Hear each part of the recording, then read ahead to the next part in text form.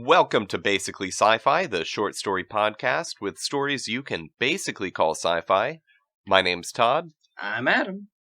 And I'm Jared. And we totally could have planned for this, because now we're releasing weekly, so we could know when these are coming out. But anyway, I don't know what it's going to be like March or something when this comes out. Come out when it comes out. Yeah. It's actually New Year's. Yeah. So Happy New Year's. Yeah, Happy New Year. Still one A you're little going bit to late, get. everyone else. Yeah. And that's why today, for my little preamble before reading my story, I've decided to switch video genres. Today we're doing best of 2021 video game reviews. Oh, yeah. Oh boy.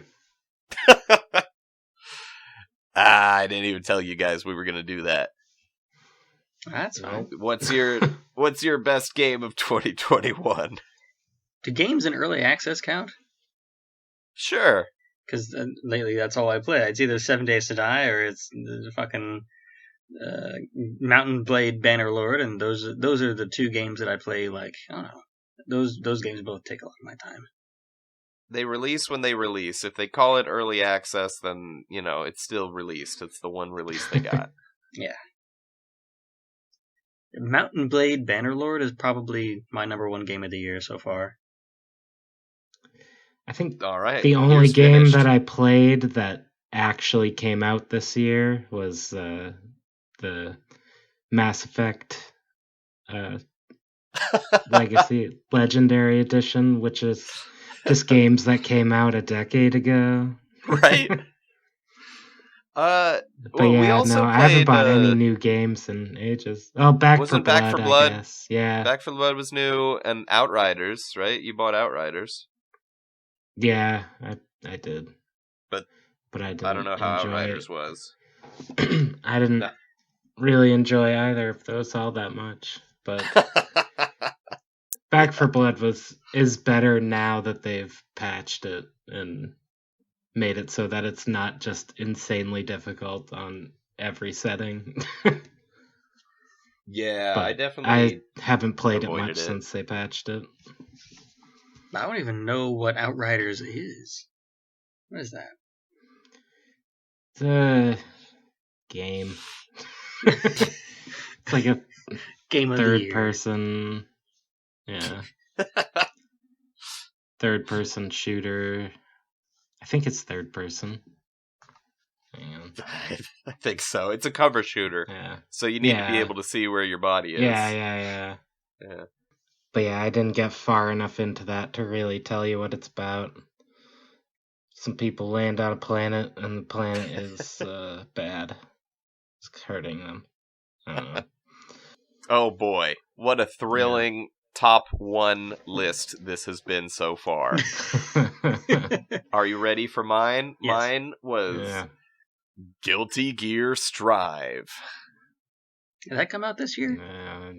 Yeah, that came out this year. No, It's a fighting game. Yeah, Guilty Gear is pretty good. It's got a lot of good music in it. Yeah. It did, and that's what I ended up appreciating about the game more than anything was the soundtrack.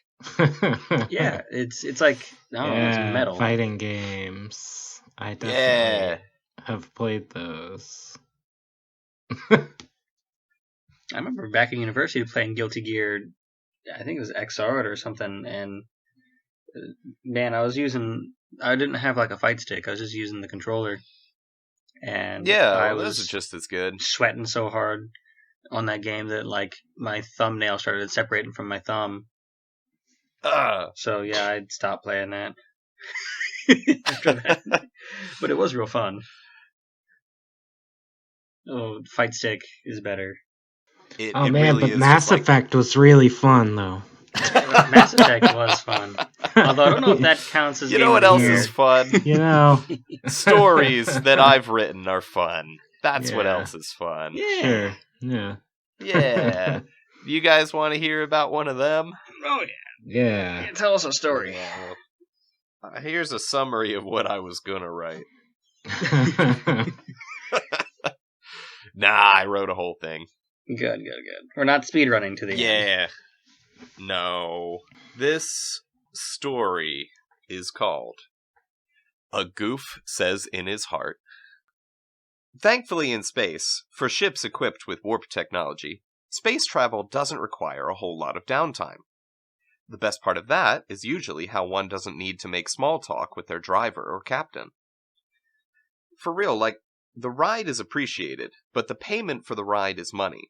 It's not like the cabbie is doing you a personal favor picking you up and taking you to the airport. It's their job, and the passenger shouldn't have to keep the driver entertained. Especially if the cabbie sounds like they spend most of their time listening to far-right radio, which they all do. Oh boy. Usually the best part of warp technology is avoiding small talk, but unfortunately for Rupert the pervert, this cab driver started trying to engage in conversation before the door was even closed. That chick who called me to come pick you up sounded pretty hot. That your girlfriend? Rupert was taken aback by the tone of familiarity with the Cuban cab driver. Fur? No, she's just a friend from my work. Let me tell you something about friends from work. It starts that way, sure, but you both know what you're getting into. And let me tell you, buddy, your wife is not gonna be happy. If she ever finds out, that is. You know what I'm saying, buddy? I'm not... Anyway, where do you need to go? I just really want to go home, Rupert said, while still bleeding through his bandages and now terrified of his driver. Well, hold on. I've got another call from some guys heading the same way. You mind scooting over to make room? The same way? But I haven't... Suddenly, both doors on either side of the cab opened, and two massive men entered, squishing Rupert in the middle. Rupert was about to scream and warn them about his delicate nature as a spermartian, but was relieved when he saw the two men were his rescuers from earlier, Ari the Executioner and Mitch the Hammer.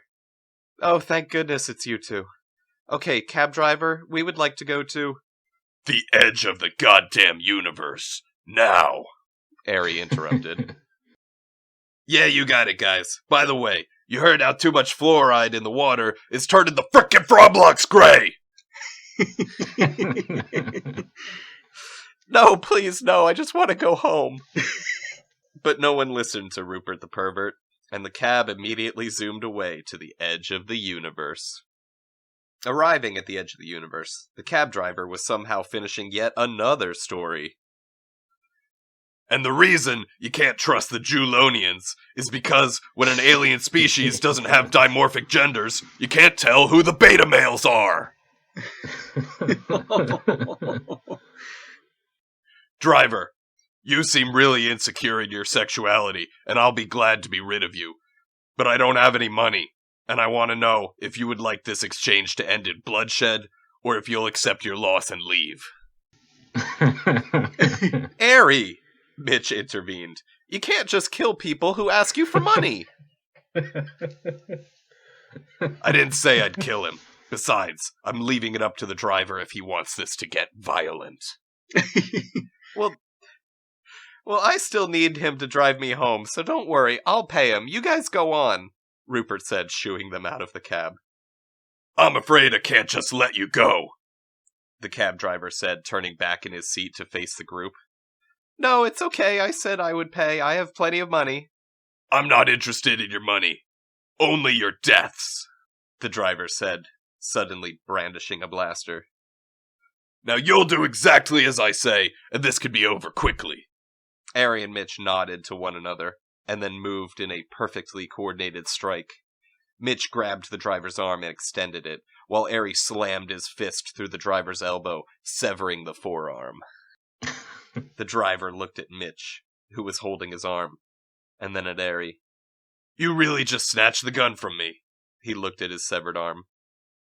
My arm, too. How did you know I wouldn't shoot? Haven't you seen Pulp Fiction?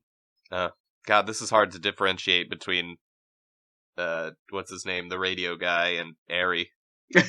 Yeah, they both are a little bit gravelly, aren't they? Yeah. I didn't know how similar they were going to be before I did it. I don't know.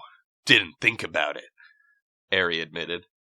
Ari nodded at me, so I just kind of figured it was on, said Mitch. Nearby, relatively, as that perfectly normal exchange with a cab driver was going on. One bespectacled gray cyborg stood face to face with one bebearded space god. Goofy adjusted his glasses dramatically, and then picked a wedgie. Oh gosh. Since Space God lives in some kind of white void outside of space and time, and yet somehow still operates under some laws of physics, including gravity, he had come prepared with everything he would need for Operation Kill Space God. The first of the tools he would need was the anti-gravity levitation belt he invented, which kept him afloat at the cost of constantly pulling his pants up into his ass. Long time no see, Goof Alexei Lenkov. Oh, pardon me. You go by Professor Goofy now, Space God said to his guest. I've come to finish what I started, Goofy said as he cocked a laser shotgun with one hand. When you first arrived here, alone, broken, and filled with rage, you said you wanted to kill God.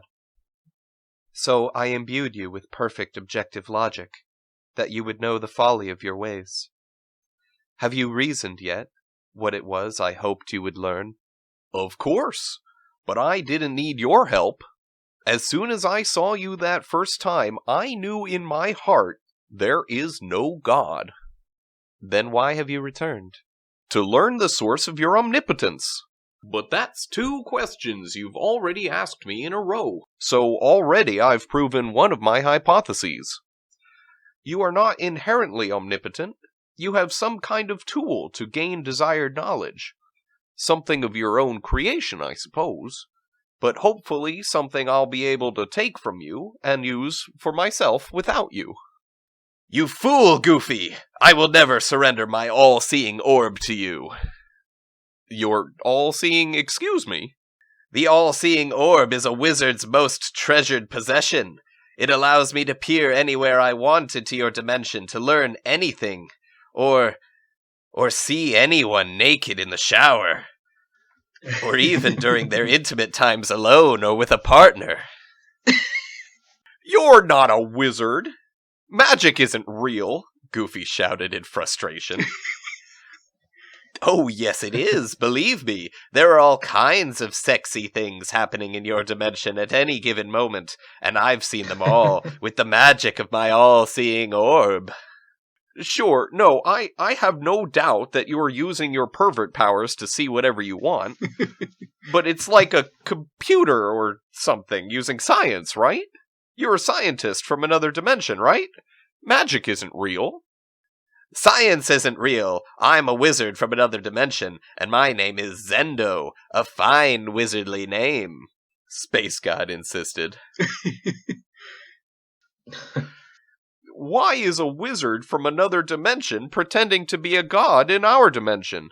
I never said I was a god, Zendo shrugged. You all were the ones calling me Space God. Because you have a big white god beard. I have a big white wizard beard. If you're a wizard, what kind of magic can you do? I can travel across dimensions and use enchantment spells to imbue you and the other fingered with magical powers. Can you shoot fireballs? Of course I can. That's like Wizard 101. How is that more impressive than enchanting? Enchantment is a fine school of magic. Oh, my wizard god, you sound like my dad. Fine, okay, but you didn't answer my question. Why are you intervening with our dimension? Your dimension is mostly populated with humanoid beings. And among all the dimensions with humanoid beings, yours happens to be the one with the most sexy big-chested ladies and scantily clad men. You should be glad you were born here. I had to travel across the endless void between dimensional time and space just to pique your universe's copious amounts of sci-fi underboob and side dick. Goofy dropped his bag labeled Stuff to Kill God With into the white void beneath him.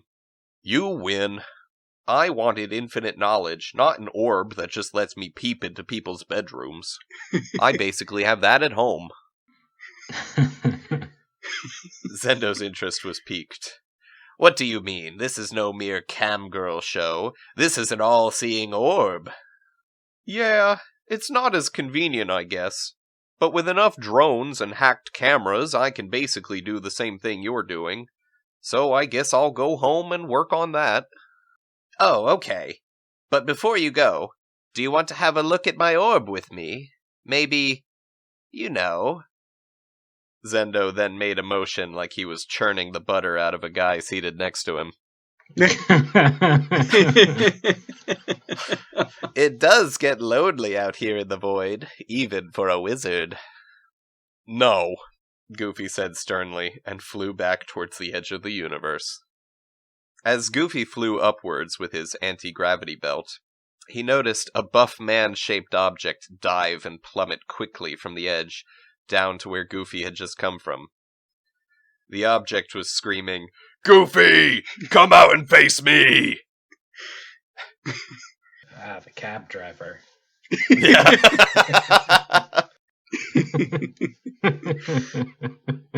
I'm relieved the effects of the fear beam have worn off, and he doesn't seem to be in too bad shape, Goofy thought to himself. He decided to avoid Airy for now, but he definitely wanted to find him later and apologize. So instead, Airy flew right past Goofy, instead landing in Zendo's palm. He looked up at the white-bearded giant and said, "Where's Goofy?" "Do you know me, child?" Zendo responded. "No, and I don't give a shit who you are. Where's Goofy?" Harry said as he pulled his space saber and snarled in the face of Space God. "I've watched you for some time, Harry. I watched as you slew thousands in the dungeon of Beangut's castle. I watched as you murdered various law enforcement throughout the universe. I watched as you bedded 2 of the hottest women in the universe, and another one with just a really great personality." Jeez.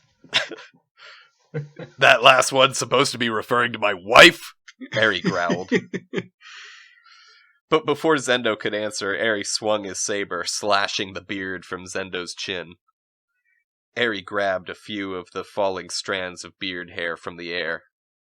The smell of burnt hair filled his nostrils. "You some kind of wizard?"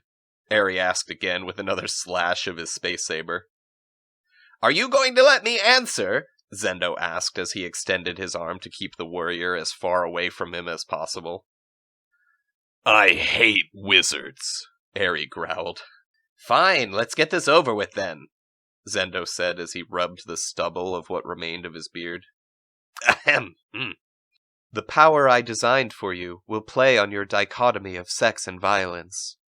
The power to give and take life in exchange for your sense of desire. From now on, all of your killing will be senseless, and all of your love-making will be joyless." "No! Fuck you, wizard!" Harry leapt from the wizard's hand and slashed his nose. The wizard's blood coated Harry's long white hair, turning it dark red. He then slicked his blood-drenched hair back from his face, revealing his slightly pointed ears. "Of course!" Zendo yelled as he clasped his nose with his hand. Harry landed on Zendo's left bicep and sprinted up his arm towards his head and slashed again at Zendo's ear. "I forgot that you were a half-elf. You have a natural immunity to magic." "So then you understand my hatred of wizards. It was a wizard's black magic that spawned me." "No, that would be your parents that spawned you. I mean, you must have pieced together the clues by now, right? Your father is Lord Beangut, and your mother is the Alf Queen, Tits Tanya.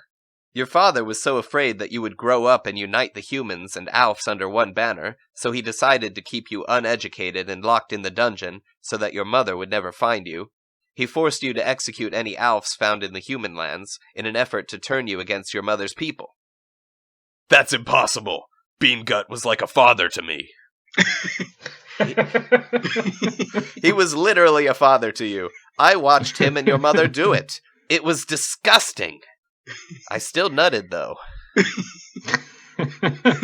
So does Dad. No. Airy shook his head. What do you mean, no? Let me tell you what I think happened. An elf black wizard used his magic to hypnotize my mother, who was one of Lord Beangut's servants. Man and elf pairings can't produce offspring, though, so he again used his black magic to transform me while I was still in the womb. My father, a serf bound to Beangut, was so dismayed by my appearance that he commanded my mother to give me up. Lord Beangut, the kind soul that he is, followed his own interpretation of the law, and found that since I was a half-elf, the law demanding elves be executed on sight didn't apply to me. He allowed me to live and raised me himself.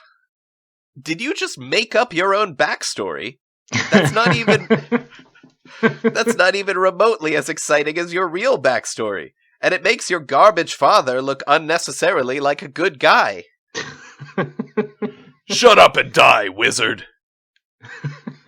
To be continued. Nice. Ooh. All the story bits are... That was good. All the payoff is coming, man. Nice. I'm loving it. Yeah. I love the wizard, too. Thanks. I love the shit out of that guy. He's funny I love the conceptual humor. Yeah! It's not a whole lot like the real humor, though. Okay. I'm glad. No, that's good. That's a lot of payoff. Yeah, a lot more payoff than I probably would have wanted. I don't know. I was wanting to pace it out more, but it just all ended up coming out in this episode. No, I think it really worked out. I think it worked out really well. These storylines are drawing to a close finally, you know. They've got to have some sort of payoff. Yeah. And it's better to space it out over a few episodes than to have that and whatever else is coming all at once. Yeah, whatever else is coming. Yeah. Haven't written it yet. No. I do figure the Fingered and Space God were some pretty insurmountable obstacles, so I had to figure out a while ago how I was going to wrap it up, and this felt funny to me. Yeah, this is good. You can't do a Bleach, or you gotta fight actual God, and then, of course, you can't actually beat him. Right. Can't escalate that far. Yeah. So, my writing style is to take clues that I left myself in my writing a long time ago, and then figure out what to do with them. Like, you know, I wrote things being mysterious, and then I didn't know how I was gonna end up shaping them. But, in the end, I figured out how to make it work. Yeah. Sometimes it's more fun to find the ending, like, on the way, you know? Well, originally, the goal for me writing these episodes was I wanted to see how tough it was to write something episodic, like, where, like, if I was on, like, a TV writing schedule, like, where I'd have to produce something within a certain amount of time. Like, mostly just the time restraint was the thing I wanted, because if you try to write something like a book on your own, you know, like, you have all the time in the world, and eventually, and if you're like me, you'll just end up rewriting the same thing over and over and over and never just put it out there. So, with this kind of format, I'm like, I gotta write something and get it out there, so we'll see what happens sometimes. It's been a good experience so far, as far as that goes, because I'm bad about that too. I'll write something and then rewrite it and rewrite it. Yeah. With this format, you gotta stick to something eventually. Well, I really hope the new wizard doesn't die. I like him. He's a fun character. Oh, that dude's fucked. He's probably fucked, yeah. Airy isn't known for his mercy. Yeah. No. Especially when someone is a person he doesn't like for any particular reason. was funny while he lived, I guess. Even a reason that he made up himself. Yeah. So wait. You're saying that Aries wrong? 'Cause I totally believed him. I know. He's also known for knowing exactly what's going on at all times. Yeah.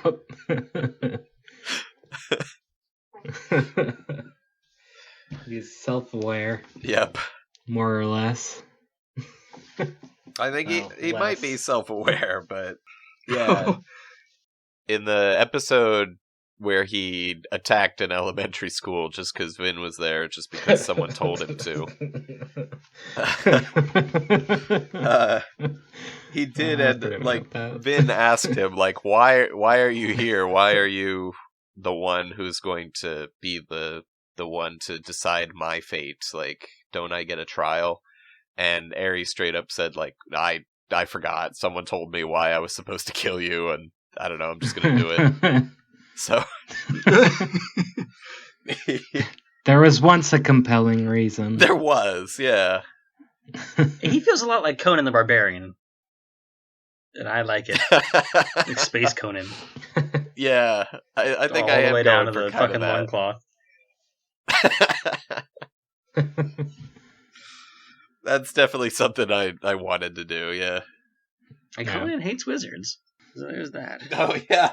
So what you're saying is this is just you've typed out your RP for Conan Exiles. Game of the year, however many years ago. Still has a a dick slider. That's it. The only game with a dick slider, that's right. Thank you, everyone, for listening to our game review and then skipping to the end of the story. That's right. You heard it here first. Conan Exiles, Game of the Year 2021. That or 7 days. Yeah. Yeah, it could be 7 days. That game is still early access, so it hasn't even released. Yes, it doesn't count. Who knows when that'll be the game of the year of. Come join us in the Basically Sci-Fi Discord, where you can see when we are playing 7 Days to Die. And look at Adam's giant penis. Look at Adam's giant penis. There's no penis in 7 days, unfortunately, but I will make a big dick building. That is what's holding it back from Game of the Year. Yeah. And tune in next week for a story from Adam. Yeah. I'm going to title it right now. It's going to be called Dick Sliders. Sounds delicious. It's just going to be the plot of the television show Sliders. But they're all mean. I get it. That or it will be about tiny hamburgers. Oh, God. Yep. Very tiny hamburgers. That's where I tried to go at first, but anyway, thanks for listening. Bye. Bye. Yeah, bye.